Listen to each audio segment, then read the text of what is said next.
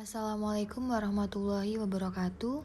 Perkenalkan saya Yunitya Sinta Cahyani dari Fakultas Psikologi Universitas Muhammadiyah Malang. Perkenalkan, nama saya Mutiva Mafrianti dari Fakultas Psikologi Universitas Muhammadiyah Malang, angkatan 2018. Halo, perkenalkan nama saya Salsabila Elsa Sakfra dari Fakultas Psikologi Universitas Muhammadiyah Malang. Perkenalkan, nama saya Putri Adela Herdiana dari Fakultas Psikologi Universitas Muhammadiyah Malang, angkatan 2018. Tujuan kami di sini yaitu untuk membahas mengenai bias kognitif di dalam intensi berwirausaha melalui pendekatan humanistik.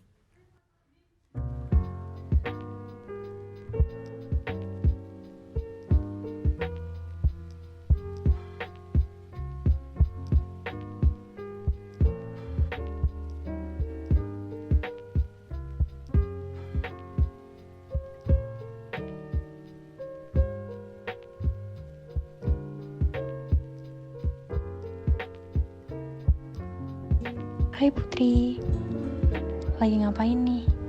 Aku mau minta pendapat, boleh nggak? Hai Salsa, boleh banget. Pendapat apa tuh?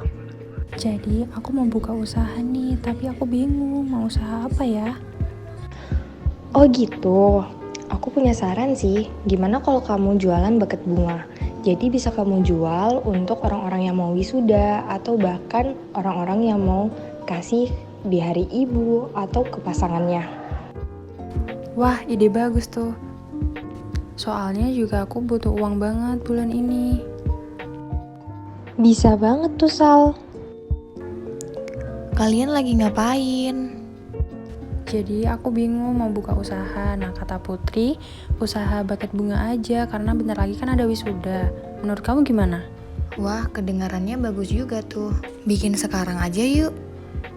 Nah, untuk modalnya gimana tuh? Dan kedepannya gimana?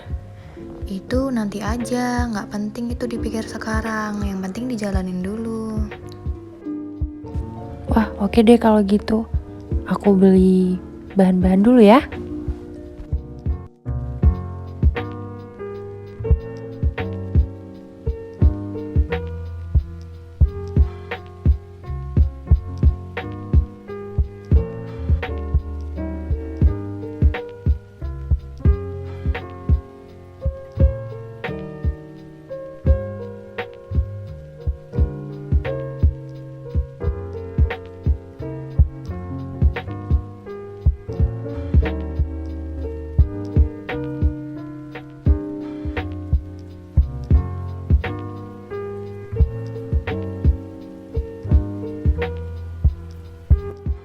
Kenapa belum ada yang beli ya? Apa bucketku kurang menarik?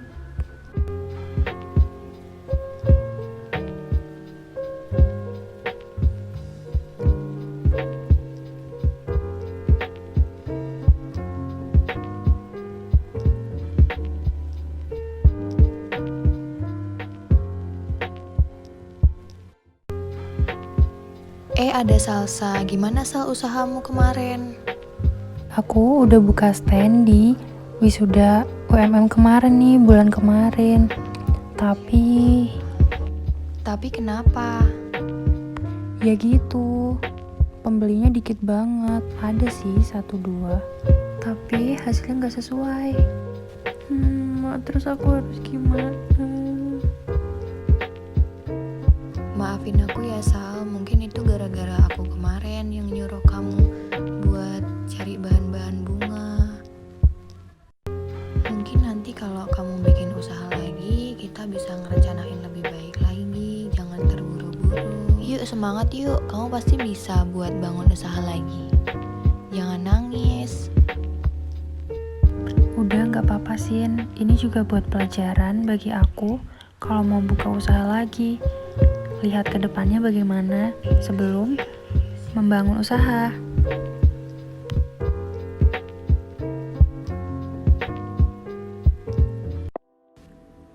Nah, melihat ilustrasi sebelumnya, Bagaimana sih informasi lebih lanjut mengenai fenomena bias kognitif dalam intensi berwirausaha? Pertumbuhan ekonomi di Indonesia tidak lepas dari kontribusi wirausaha sebagai pendorong utamanya, baik aktivitas wirausaha dalam bentuk kecil maupun besar sekalipun. Hal tersebut tetap menjadi elemen penting dalam dinamika perekonomian. Dalam berwirausaha, sangat memungkinkan terjadinya mobilitas sosial pada masyarakat. Selain itu, kewirausahaan menjadi salah satu strategi pembangunan di Indonesia yang menargetkan minimal 4 juta wirausaha baru untuk menjadi negara maju dan menargetkan untuk mengikuti kemajuan ekonomi yang sempat tertinggal dari negara tetangga. Pelaku wirausaha bisa terdiri dari perorangan yang berkarir di bidang usaha mandiri, pemilik usaha dengan sejumlah pegawai, maupun organisasi dalam bentuk startup, dan juga bisa melalui bisnis keluarga ataupun lewat berbagai cara pengorganisasian. Melihat urgensi tersebut dan semakin mudahnya seseorang dalam berwirausaha, menjadikan sebagian mahasiswa berkeinginan untuk berwirausaha. Keinginan berwirausaha disebut juga intensi wirausaha, yaitu gejala psikis untuk memusatkan perhatian dan berbuat sesuatu di mana individu melakukan tindakan wirausaha dengan menciptakan suatu produk melalui peluang bisnis dan pengambilan risiko. Tetapi berdasarkan realita yang terjadi saat ini, banyak mahasiswa yang berkeinginan tinggi dalam berwirausaha dengan ekspektasi yang tinggi pula, dan hanya sekadar mengikuti tren usaha yang sedang terjadi tanpa mempertimbangkan kemampuan dan keadaan dirinya. Selain itu, mahasiswa tidak memperhatikan kesiapan usaha dan tidak melihat resiko usaha. Sifat usaha yang demikian tidak akan mencapai keberhasilan dan tidak akan berkembang dengan optimal, atau bahkan dapat menjadikan individu gagal dalam berwirausaha. Keinginan yang tinggi tanpa adanya pertimbangan dan pemahaman lebih biasa disebut dengan bias kognitif. Bias kognitif merupakan penyimpangan dalam proses pemahaman, pengolahan, dan pengambilan keputusan atas suatu informasi atau fakta. Dalam bias kognitif, wirausahawan cenderung melihat adanya potensi untung daripada ancaman kerugian. Sikap terlalu percaya diri dan keyakinan yang tinggi yang tak realistik menyebabkan individu rentan dalam mengambil keputusan yang salah. Menurut Sever and Scott, dalam penelitian yang dilakukan oleh Nasrul tahun 2018, individu yang mempertimbangkan sebuah risiko dalam berwirausaha memiliki kecenderungan untuk tetap melanjutkan dalam membentuk usaha baru, berbeda dengan orang yang enggan atau bahkan tidak dalam mempertimbangkan risiko akan memiliki kecenderungan untuk tidak melanjutkan usaha dan tidak melanjutkan untuk membuat usaha baru. Pembahasan selanjutnya yaitu bagaimana sih cara memulai berwirausaha dengan memperhatikan keadaan dan kemampuan diri. Cara yang dapat dilakukan oleh individu untuk memulai usaha adalah dengan memperlihatkan keadaan dan kemampuan dirinya, yang dapat ditinjau dari salah satu teori yang dikemukakan oleh Rogers. Rogers merupakan seorang psikolog aliran humanistik yang mengasumsikan konsep dan teori humanistik, yaitu kecenderungan setiap makhluk hidup untuk bergerak menuju pemenuhan potensial dirinya dengan konsep real self dan ideal self. Dalam teori humanistik real self dan ideal self, seseorang dapat berfungsi secara utuh apabila dapat memanfaatkan keadaan dan kemampuan diri, sehingga dapat merealisasikan potensi yang dimiliki menuju pemahaman yang lengkap mengenai dirinya sendiri, dapat mengaktualisasi diri, serta dapat mencapai keinginannya. Real self menggambarkan kita sebagaimana adanya, sedangkan ideal self menggambarkan sesuatu yang tidak real atau tidak nyata, yang standarnya tidak akan pernah terpenuhi.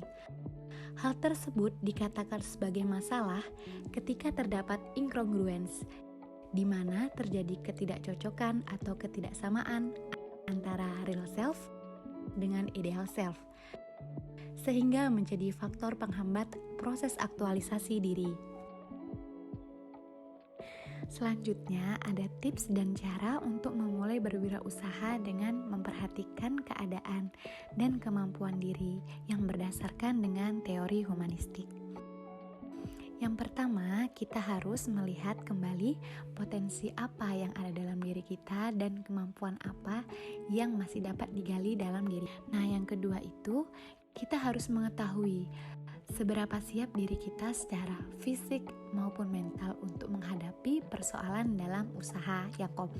Nah, yang ketiga, kita harus mengetahui apa saja kemampuan kita dan seberapa besar peran kemampuan tersebut dalam membantu usaha yang akan kita mulai. Selanjutnya nih, yang terakhir, kita harus mengukur seberapa siap keadaan kita dengan target usaha yang telah kita tentukan. Nah, jadi dengan adanya pemahaman mengenai diri sendiri, diharapkan dapat mendukung jalannya usaha kita, serta bisa membantu kita untuk menentukan target atau tujuan usaha yang sesuai dengan keadaan dan kemampuan diri kita. Sehingga tujuan yang diinginkan akan sangat mungkin tercapai. Jadi, gak perlu khawatir lagi ya. Selanjutnya, apa saja sih hal-hal yang perlu disiapkan dalam berwirausaha? Menurut modul pembelajaran wirausaha oleh Dirjen Dikti, terdapat beberapa langkah yang dapat dilakukan apabila seseorang ingin memulai berwirausaha. Yang pertama adalah memilih bidang usaha yang diminati dan memiliki pengetahuan di dalamnya, meliputi semua fungsi aktivitas, tindakan yang berhubungan dengan perolehan peluang, penciptaan usaha dengan upaya-upaya kreatif dan inovatif dengan jalan mengembangkan ide dan memperbanyak sumber daya untuk menemukan peluang atau opportunity serta perbaikan atau preparation hidup. Yang kedua adalah perluas jaringan bisnis dan pertemanan. Dalam kegiatan usaha, sangat memerlukan kerjasama usaha dengan pihak lain, yang tidak didorong oleh kepentingan sepihak saja, melainkan harus dilandasi oleh kesepakatan yang membawa kemaslahatan kedua pihak. Yang ketiga, menentukan keunikan dan nilai unggul dalam produk atau jasa. Keunikan dan nilai unggul suatu produk atau jasa tidak hanya didapat dari segi fisik, tetapi juga dapat diperoleh dengan kualitas pelayanan dari suatu usaha tersebut berdasarkan dengan keahlian maupun kemampuan diri. Terdapat 7 kualitas layanan yang perlu diperhatikan oleh suatu usaha agar pelayanan yang diberikan berkualitas menurut Kotler, yaitu: yang pertama, reliability atau keandalan, kemampuan untuk memberikan layanan yang terpercaya, akurat, dan konsisten. Kedua, responsiveness atau daya tanggap, memberikan layanan dengan cepat, mendengar, dan mengatasi keluhan yang diajukan. Ketiga, assurance atau kepastian, membuktikan janji-janji yang telah dikemukakan kepada konsumen. Keempat, empati, kepedulian kepada pelanggan berupa perhatian, kesopanan, dan hubungan personal secara pribadi.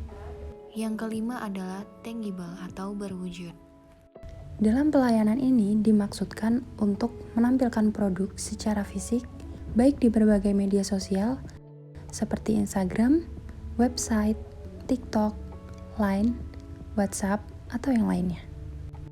Yang keenam, menjaga kredibilitas dan brand image. Menjaga kredibilitas dan brand image merupakan suatu hal yang penting dalam memulai usaha, dengan memperhatikan faktor-faktor berikut ini. Pertama, nama baik. Kedua, kredibilitas. Dan ketiga, pandangan orang terhadap produk atau jasa kita.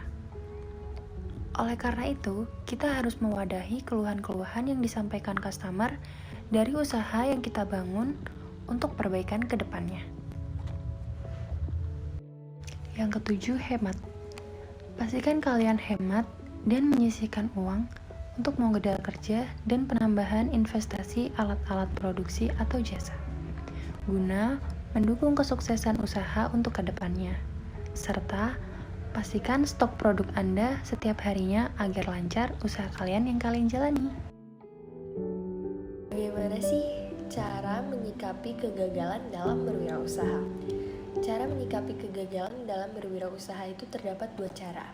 Yang pertama yaitu mengukur diri sendiri dengan memperhatikan berapa kali Anda sanggup untuk bangkit kembali. Jangan menghitung dari seberapa banyak kegagalan yang Anda dapatkan. Karena seseorang yang mampu bangkit kembali setelah jatuh itu merupakan orang yang tegar dan tidak mudah putus asa. Sangat disayangkan jika setelah pertama kali gagal, kemudian seseorang itu memilih untuk menetap dalam kegagalan tersebut. Padahal dalam berwirausaha, kegagalan yang Anda rasakan bukan berarti akhir dari sebuah usaha. Jika Anda berpikir bahwa Anda tidak bisa melanjutkan usaha Anda karena sebuah kegagalan dan akhirnya mati sebagai orang yang sebenar-benarnya gagal, tersungkur, dan tidak bisa bangkit kembali, bukankah itu hanya merugikan Anda sendiri? Berpikirlah lebih luas untuk kebaikan Anda sendiri. Cara menyikapi sebuah kegagalan dalam berwirausaha yang kedua, yaitu tidak ada istilah kata menyerah. Jadi, semakin dewasa seseorang, kita akan menanggung banyak kegagalan dari berbagai aspek. Yang pertama, ada aspek pertemanan, aspek percintaan, bahkan dari aspek berwirausaha itu sendiri. Dengan perjalanan usia seseorang akan cenderung belajar dari kegagalan-kegagalan atau kesalahan-kesalahan yang pernah didapatkan.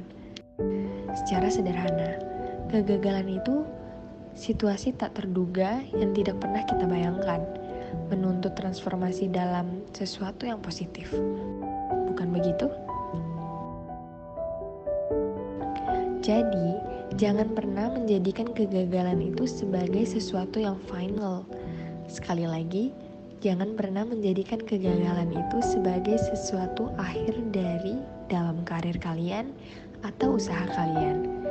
Jadi, sebagai entrepreneur sejati, memandang kegagalan sebagai langkah awal atau bahkan batu loncatan untuk sukses dan memperbarui kinerja bisnis mereka di masa yang akan mendatang. Jadi sebagai seorang pemimpin tidak akan menghabiskan waktunya untuk meratapi kegagalannya.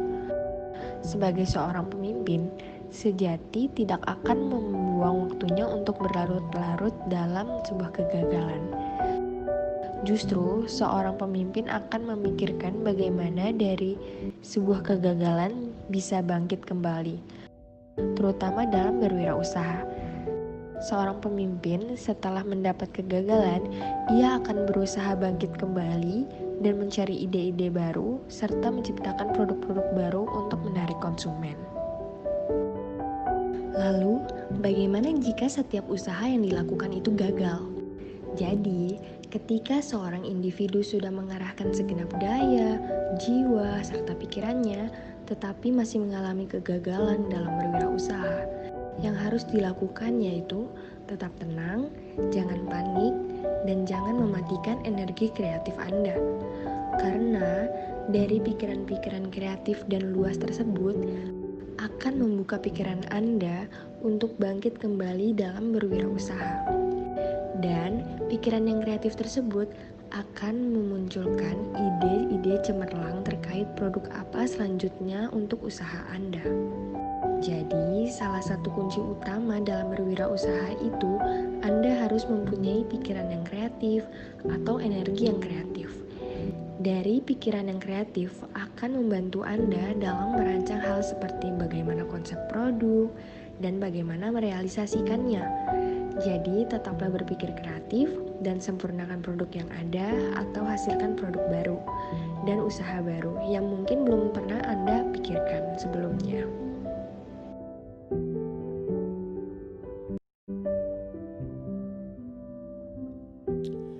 Mendengar mengenai penjelasan dari kreativitas, terdapat beberapa hal yang menjadi alasan kenapa kreativitas seseorang itu menjadi terhambat.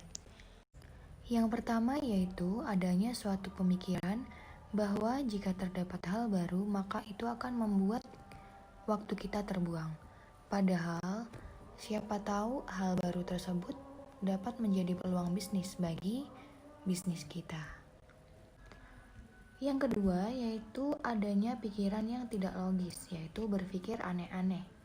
Padahal di sini bisa saja ide tersebut menjadi sumber yang positif untuk kemajuan usaha. Jadi, jangan pesimis dengan ide yang Anda buat. Yang ketiga, terdapat pemikiran berikutnya di mana kita harus taat pada aturan. Padahal, kadang-kadang kreativitas itu muncul sebagai sebuah kemampuan untuk mendobrak aturan yang sudah ada, sehingga dapat ditemukan jalan baru yang lebih efisien, lebih produktif, dan lain sebagainya. Nah, gimana sih untuk mengatasi hambatan tersebut? Yang pertama, kita bisa bertanya. Intinya, dengan terus melontarkan pertanyaan untuk memperbesar peluang kita, sehingga tercipta solusi yang kreatif. Tapi, jangan sampai kita berpikir, apakah pertanyaan itu salah atau benar? Atau kita berpikir pertanyaan itu dianggap bodoh. Tapi, kita harus optimis dengan pertanyaan kita, karena itu untuk kepentingan bisnis kita sendiri. Mungkin itu saja video psikoedukasi dari kami. Semoga memberikan gambaran kepada Anda semua mengenai bagaimana cara memulai wirausaha dengan memperhatikan keadaan dan kemampuan diri. Selain itu, dapat mengetahui apa saja hal-hal yang diperlukan dalam berwirausaha dan cara memanajemen risiko usaha serta bagaimana cara menyikapi kegagalan dalam berwirausaha. Semoga bermanfaat. Wassalamualaikum warahmatullahi wabarakatuh.